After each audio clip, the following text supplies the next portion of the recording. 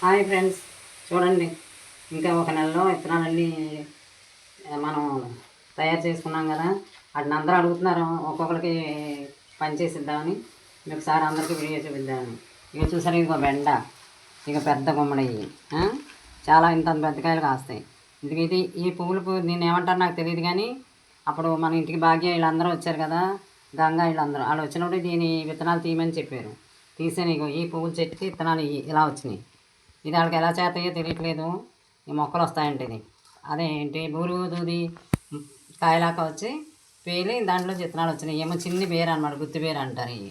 ఇదిగో ఎర్ర తోటకూర విత్తనాలు, ఇదిగో బేర నీరు కాసినాయి కదా పెద్ద పెద్ద బేరలు, అదే నేటి బేరలాగా అది. ఇది అన్ని బేర, ఇదొక రకం ఇదొక రకం. ఇదిగో వంగనాలు, వంగ ఊరుగా అనమాట, దీంట్లో చిక్కులు తీయాలి. ఇదొక రకం బేర. ఇగో చిక్కుడుకాయలు, ఇక బీన్స్, ఇదిగోనమ్మ విత్తనాలన్నీ వస్తున్నాను.